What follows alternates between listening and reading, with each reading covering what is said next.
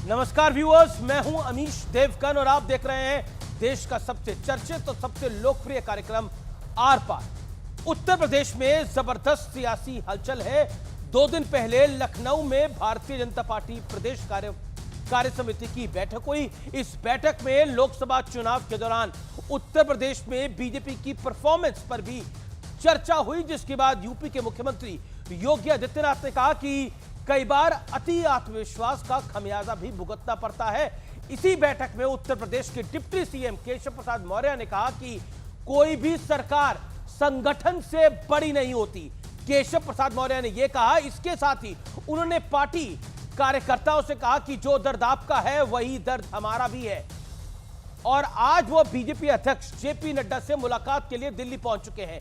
इसी बीच योगी सरकार ने 2 बड़े फैसले लिए। पहला, शिक्षकों के भारी विरोध के बीच डिजिटल अटेंडेंस सिस्टम को 2 महीने के लिए स्थगित कर दिया गया है। और दूसरा, लखनऊ के पंतनगर में अवैध मकानों को गिराने का फैसला होल्ड कर दिया गया है, यानी बुलडोजर रोक दिया गया है। यहां बुलडोजर नहीं चलेगा। लेकिन बड़ा सवाल है कि क्या यूपी में पिक्चर अभी बाकी है बीजेपी की ओर से?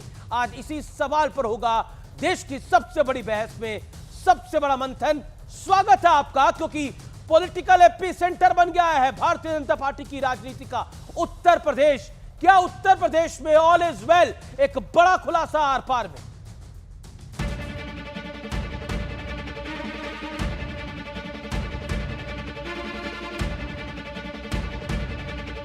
क्या उत्तर प्रदेश में भारतीय जनता पार्टी में सब कुछ ठीक है? ये सवाल इसलिए उठ रहा है क्योंकि पिछले दिनों लखनऊ में हुई बीजेपी की प्रदेश कार्य समिति की बैठक में अलग ही सियासी नजारा दिखा।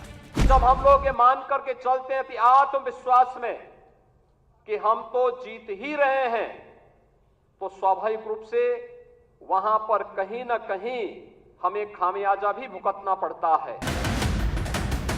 इसके बाद लोकसभा चुनाव में बीजेपी की यूपी में जो स्थिति रही, उसे लेकर कुछ तीखे बयान भी सामने आए।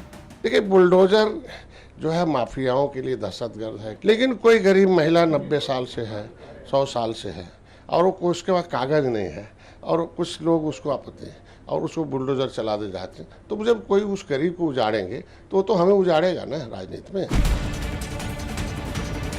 वहीं यूपी के उप मुख्यमंत्री केशव प्रसाद मौर्य ने जो बयान दिया, उससे तो सियासत और गर्म हो गई। संगठन सरकार से बड़ा है।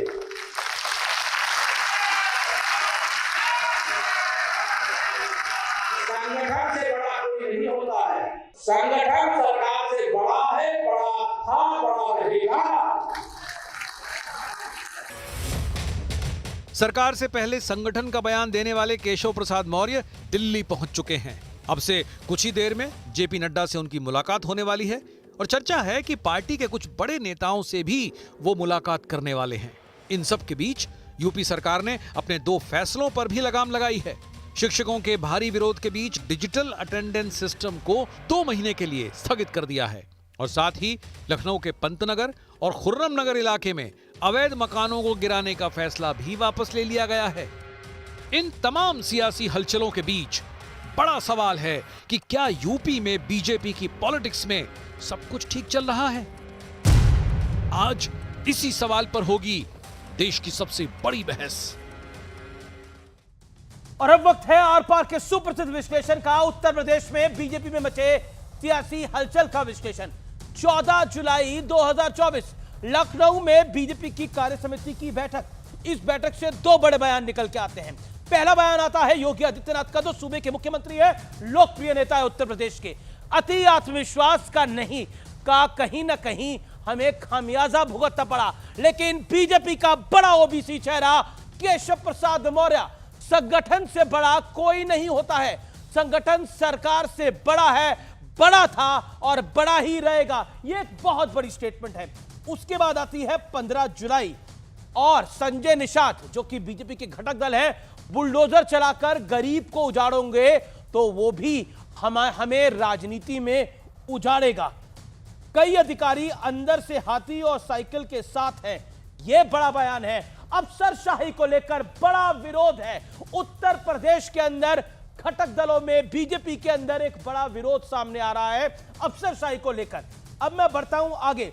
15 जुलाई को अनुप्रिया पटेल अपना दल की लिखती हैं, यूपी में बीजेपी की स्थिति पर आगाह किया था, बीजेपी अंडर करंट समझ पाने में नाकाम रही है, बहुत स्पष्ट लिखती हैं। लेकिन 15 जुलाई को सुब्रत पाठक बीजेपी के नेता हैं, वो कहते हैं कि अखिलेश सरकार में भर्ती अधिकारियों ने चुनाव हमें हरवाया है।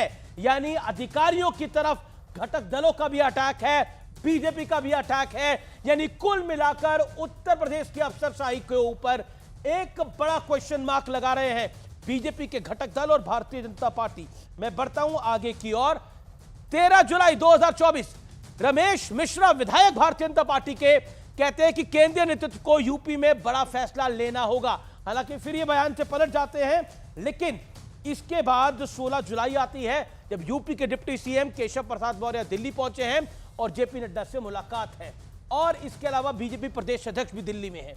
बड़ा घटनाक्रम है। बड़ा सवाल यह है, क्या यूपी में जो हो रहा है वो सिर्फ ट्रेलर है, पूरी पिक्चर अभी बाकी है? क्या ये जो सवाल खड़े हो रहे हैं, क्या ये जो विपक्षी, ये जो घटक दल सवाल खड़ा कर रहे हैं, ये विपक्ष को एक मौका दे रहे हैं? मेरे साथ बात कर